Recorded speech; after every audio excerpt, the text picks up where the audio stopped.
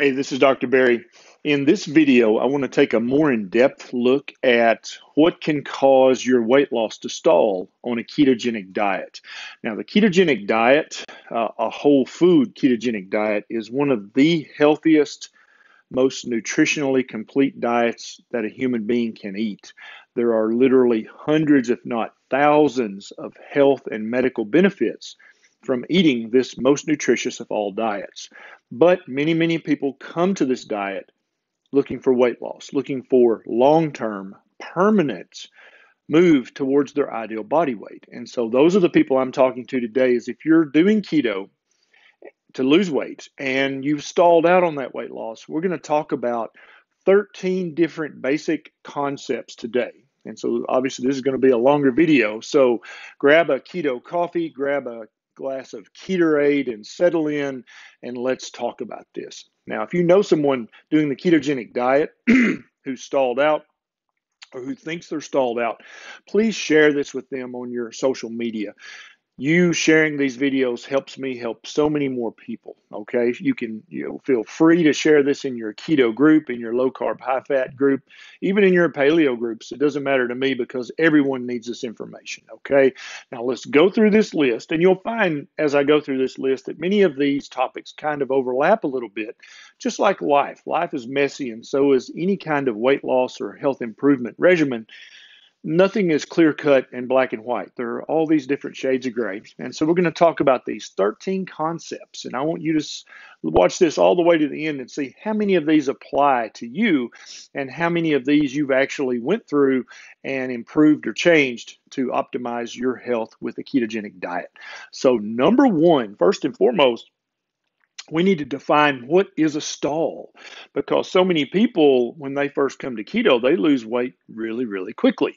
And so then when they stop losing weight very quickly, then they immediately think, oh, I must be in a stall. And so let's talk about that. Basically, only if you're a man in your 20s or 30s and you haven't lost weight in a couple of weeks, then that might be a stall for you.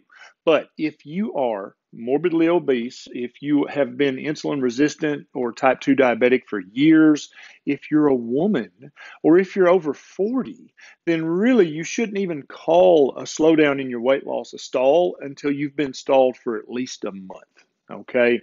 So if you are a woman, you have to realize that your hormones are set up to protect you as the reproductive member of the species or the member who carries a pregnancy in your body to term.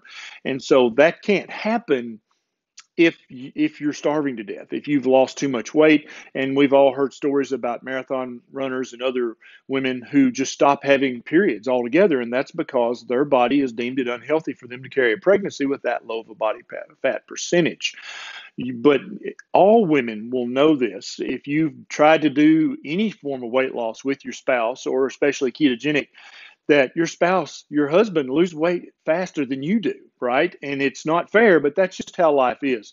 And so women have to understand that your weight loss will not be linear. Your weight's going to go up and down because of your hormones, because of fluid shifts, and because if you lose weight too fast, your body will put on the brakes through hormonal mechanisms because it freaks your body out, thinking, oh, we're losing too much weight, we won't be able to reproduce.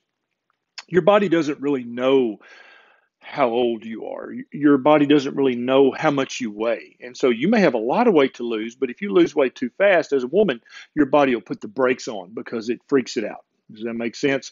And so don't worry about calling something a stall if you're over 40, if you're a woman, if you've been insulin resistant for years and years. You're not going to lose weight like that, like the average 20 or 30-year-old guy does. That's not going to happen for you. You're going to lose weight in spurts, in stops and starts.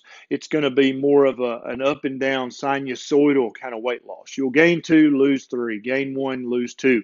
And that's going to happen your entire weight loss journey. Get used to that. Understand that up front so that you're not worried if you don't lose weight for 4 days that you're in a stall. So if you're still losing weight over the course of a month, you're not stalled. You may not be losing it as fast as you want to, but that's not a stall. Okay, so that's number one, is just to understand what a stall is and what it ain't. Number two is I encourage everyone to start measuring. Get a measuring tape like a tailor would use And the most important measurement of all is to measure your waist to height ratio. If that is above zero point 0.5, then you know that you're at least some degree of insulin resistance, which is a medical problem. It actually increases your risk of heart attack, stroke, type 2 diabetes, and all these other things if your waist to height ratio is over zero point 0.5. And I talk about that in other videos. But you've got to measure, because a lot of times if the scale's not moving, the measurements still will be getting better. And so you're getting positive feedback to know that, okay, so the scale hasn't moved, but I'm still getting smaller in inches. And if you are, then that means you're also reaping all the other benefits of a good whole food ketogenic diet. So start measuring. And then also on this one, I would say stop weighing every day, especially if you're a woman, especially if you're over 40. I would pick a day of the week and have Monday weigh day or something like that, and just weigh once a week. And that way you're not freaking out and stressing out over the fluid shifts and the things that your hormones can do to you after 40. Or if you're a woman, weigh every Monday, weigh every Sunday, just pick a day and weigh. Or you could really be a vanguard and just not weigh at all, but that freaks most people out. That's just too much. So number 3, if you're coming to the ketogenic way of eating from the standard American or the standard Canadian way of eating, then it's possible that you have no idea how many grams of fat, how many grams of protein, and how many grams of carbs different foods have. That's possible. I came to this way of eating from paleo and low carb, high fat, and I kind of migrated to keto. And plus I'm a doctor, so I kind of know, or intuitively, or at least from past experience, how many grams of fat or how many grams of protein this, that, or the other food would have. But if you've been eating the chicken strip and ketchup diet for the most of your adult life, and you have really honestly have no idea what the macros are of a particular food, then maybe you should download a macro app on your phone, and maybe you should track for a few weeks or a month or two so that you can actually learn some nutrition, because we don't get taught a lot of that in high school or college, and even in med school. You don't learn a lot of that stuff. And so if you haven't picked it up along the way, you probably need to do some macro counting for a few weeks or a month or two to kind of increase your nutrition dietary chops, so to speak, so that you know when you pick up grass-fed butter, how many carbs does that have? How many grams of protein? How many grams of fat? So maybe you need to start tracking if you're truly stalled out for more than a month. The next, number 4, is carb creep. And this goes right back to the tracking. You may not know that what you're eating has carbs in it, okay? And so many times we'll be eating a really good ketogenic diet, but then as the weeks and months go by, carbs will start to creep back in. And I'm going to talk about it in point 5, how that, one of the many ways that can happen. But you'll start thinking, well, I'm going to have a few nuts. Ooh, I love nuts. I'm going to have a lot more nuts. And a lot of people don't know some nuts are very carby. My favorite nut of all is cashews, but I can't eat too many of those because they have quite a few grams of carbs in them. And so if you didn't know that, then you maybe need to download a tracker and start tracking so that you can keep up with carbs so that you don't fall prey to carb creep. There are creepy carbs and sneaky sugars in all kinds of different foods. And if you don't learn these things, then you could stall out and stay permanently stalled because you're just eating too many carbs.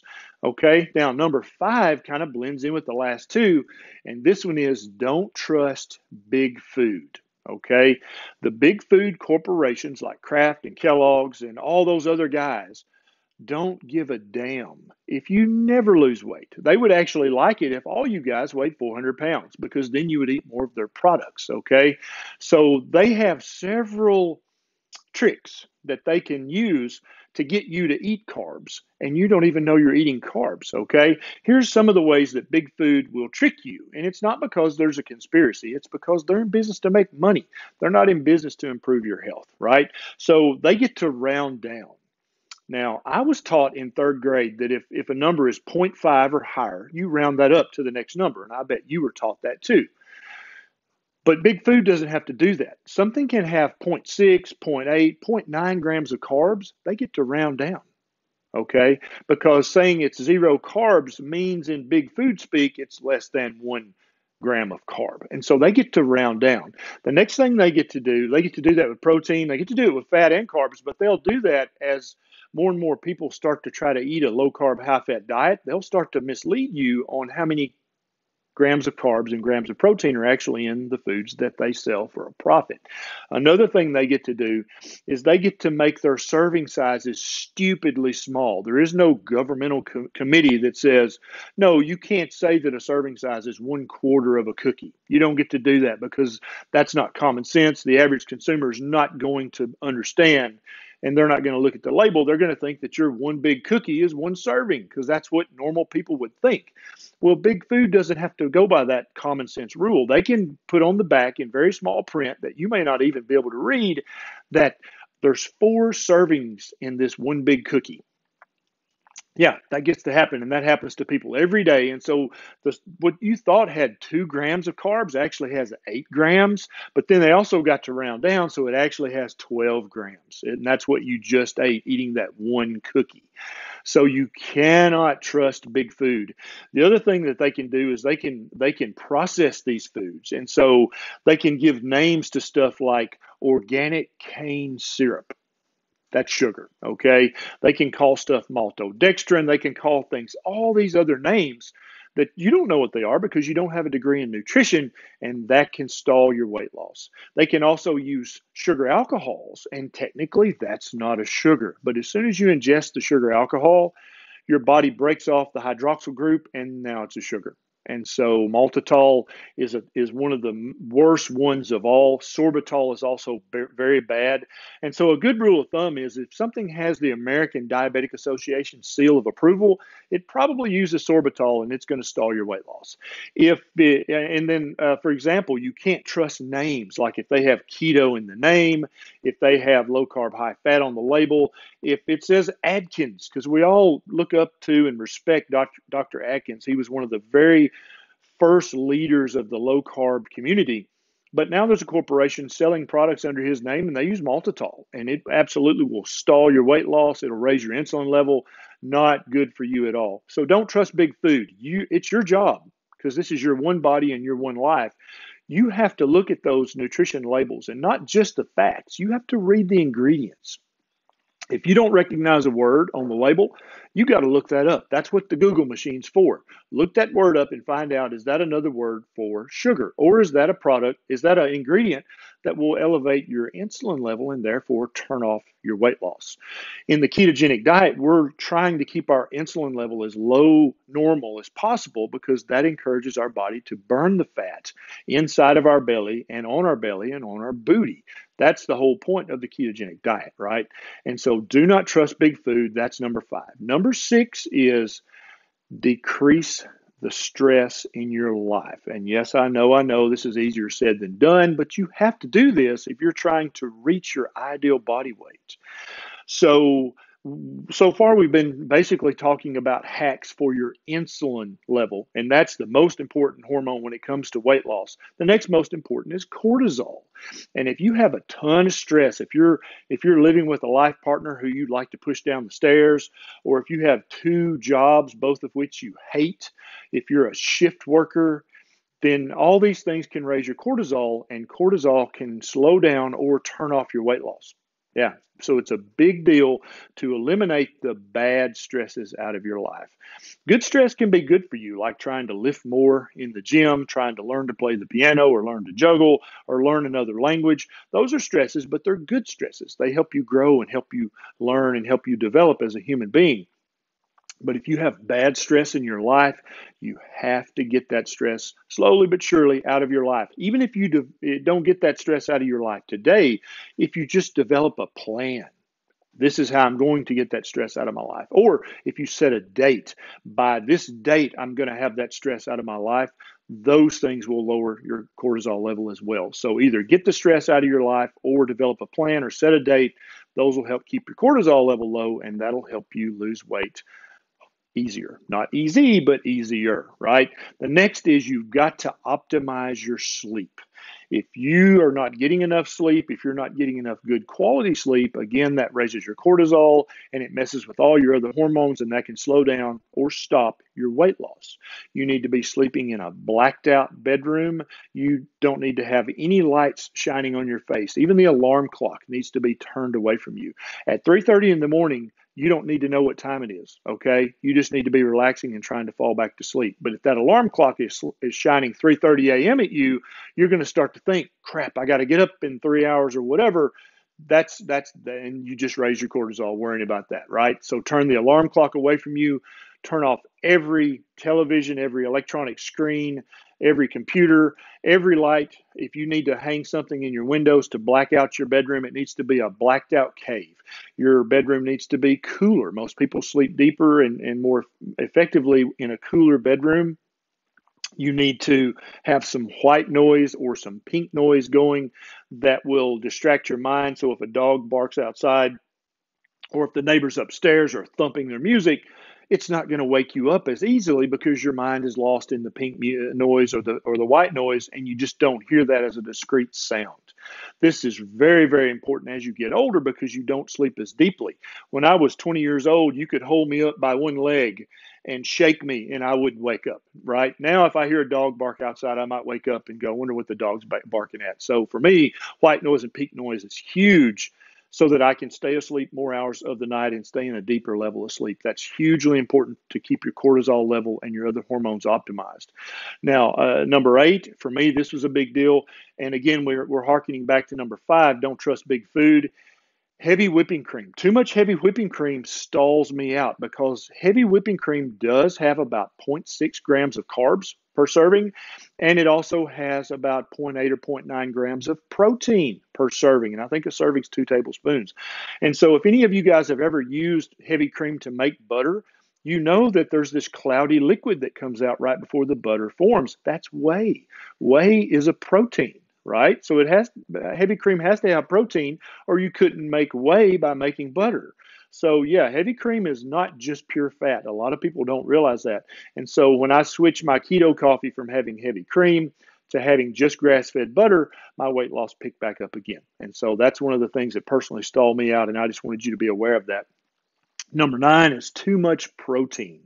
Now, I don't think that protein is the devil. I think that protein is pretty good for you. I think most of the time protein can be a little satiating, which means it keeps you full just like fat does. I think fat's better at that, but I think protein serves that. Plus, you need proteins and amino acids to build your body parts.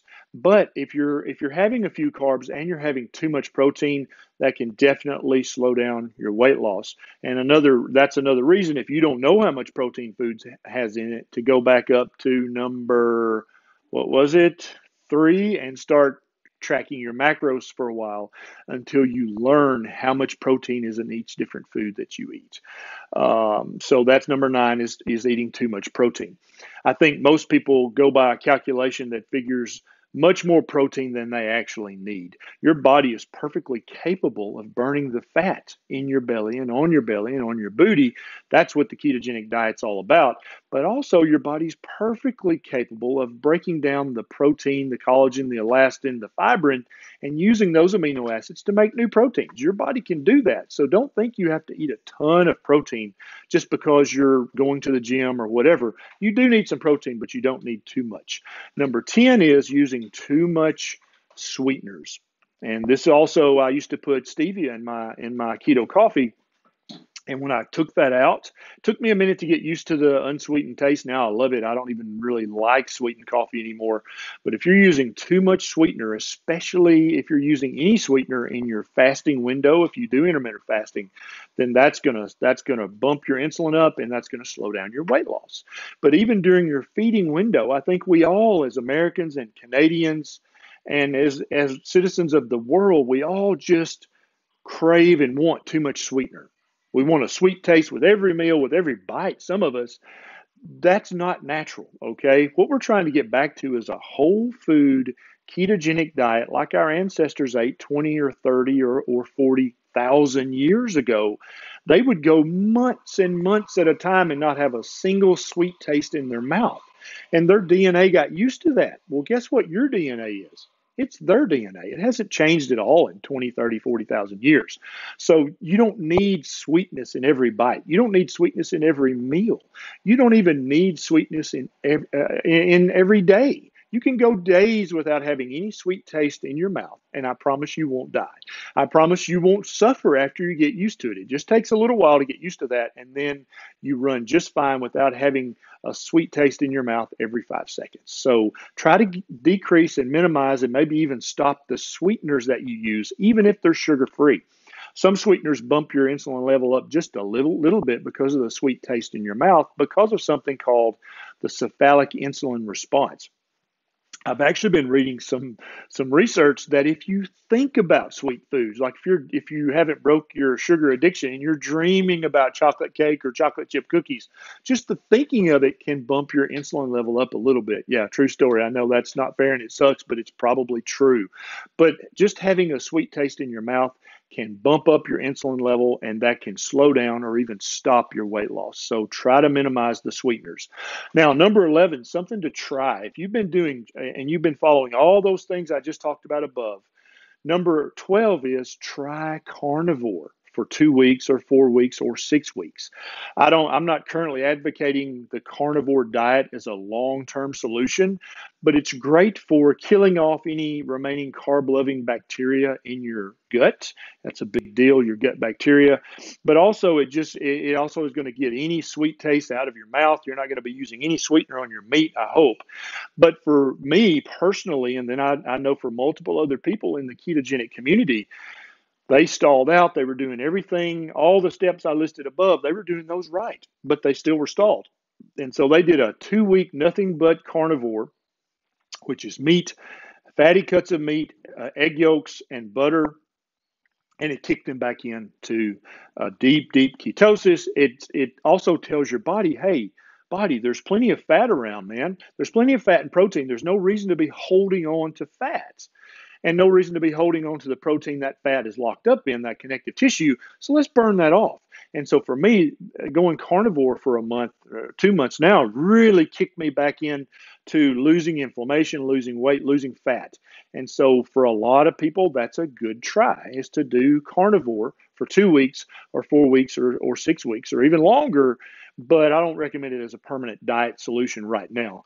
But I'm working on a diet about carnivory. That's the adjective that you would use to describe that diet. And I'm going to be posting that later on this YouTube channel and talking about it more and more on my Facebook page and on my Instagram account. So try carnivore for a few weeks and see if that won't kick you back in to weight loss. The next one is try fasting. If you're not blending intermittent fasting with your ketogenic diet, you're missing out on a lot of cool benefits. The biggest one that we're all trying to benefit from is called autophagy. Autophagy is basically when your body starts to auto-digest parts of your body that it doesn't need.